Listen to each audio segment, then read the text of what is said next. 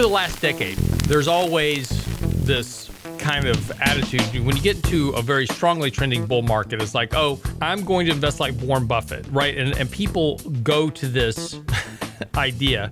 They're going to invest like Warren Buffett. They're just going to buy an index and they're going to hold it long term, right? We're going to buy and hold because Warren Buffett buys and holds long term. And that's a very misconstrued statement because that's not how Warren Buffett invests. And it's important to understand as an investor, if you want to invest like Warren Buffett, to understand how he invests and understand why his time frames are what they are, and more importantly, what his expected outcomes are. So first of all, when Warren Buffett says he's investing long-term, it's true. When he buys a company, he expects to hold that company forever. His time frame is literally forever. Now, Warren Buffett is 86 years old. What's his expected time frame? How do you invest forever when you're 86 years old? Because Berkshire Hathaway is a company.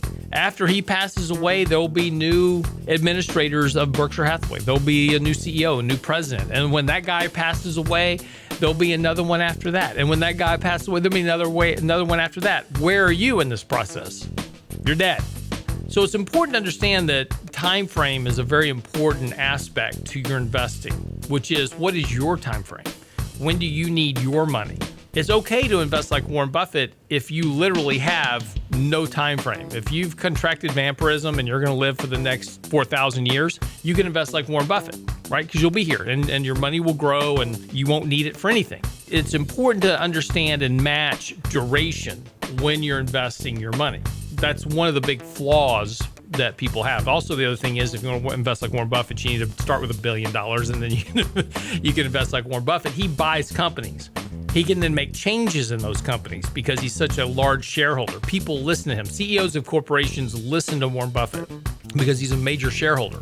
You're not. We keep bailing out the banks. That's a good example of this.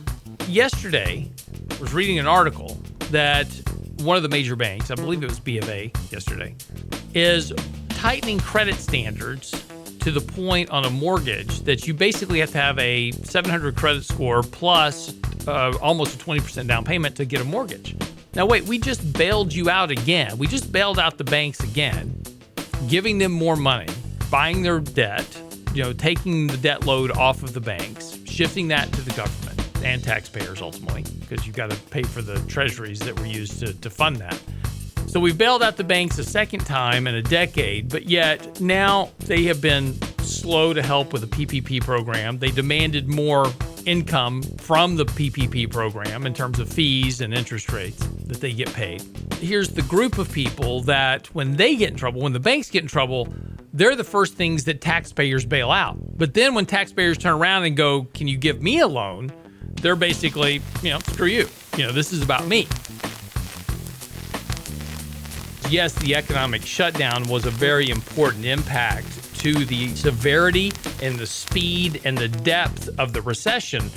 It was very likely we were going to head towards a recession anyway, just simply because of the length and time of the expansion. So we have to go through these cycles in the economy. So expectations of recovery and the speed of that recovery is the big unknown. What's happening because of the economy, right? We're just talking about these job losses, right? So 20 million people out of work, 30 million people out of work, whatever the real number is, those people are no longer paying taxes. So that means tax revenue coming into the government is about to drop sharply. We're about to have one of the sharpest drop-offs in tax revenue in history for the United States at a time where we're spending trillions of dollars more. So you're about to see the deficit, which is the difference between what we spend and what we bring in government. That deficit is about to surge to over $4 trillion in 2020. But let me put some context on it. Just last month, the amount of debt outstanding increased by $1 trillion. The deficit for 2019, about how much Treasury debt increased, was just over $1 trillion. We did last year in a month. And think about that. And we haven't even started spending. We're in the second inning of the spending. Exactly.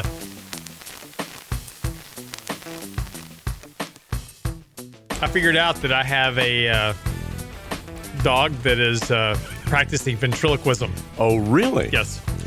My wife thought my wife thought it would be a good idea to buy barking collars for our dog. We have 2 dogs. And the problem with working at home because of the lockdown is that just about the time you're in the middle of a conference call, somebody comes and knocks on the door, right? Of course. It's the Amazon delivery person or whatever it is. And so the dogs start barking at the door because they figured out if they bark at the door, the person leaves. So it's just that ingrained behavior, right? So my wife says, okay, well, I'm going to fix this problem. So she bought barking collars for our 2 dogs. And so it's funny. So they beep and buzz. Yeah. So when they bark, then you hear this beep and buzzing and the dogs turn in circles trying to figure out where the beep and the buzzing is coming from. So it's pretty funny to watch. But now they're figuring out that if they shouldn't bark, right? Well, now one of my dogs is so smart, he now barks without moving his mouth. So exactly. That's great. He's trying to figure out how to bark without the collar going off. And so I've got a dog that's actually ventriloquist now. So these beep and buzz instead of shock them? We don't put the shock on. Okay. They'll do beep, buzz, and shock, Yeah, but we don't do that. Save to the our shock dogs. for the kids. Yes, exactly. I did put one on my older son and said, "Hey, try this out." How'd that go? I put it on shock for him. He thought it was just going to buzz. Boy, was he surprised. Yeah, he was. Oh, man. So, yeah, fun stuff you do when you're locked up in the house.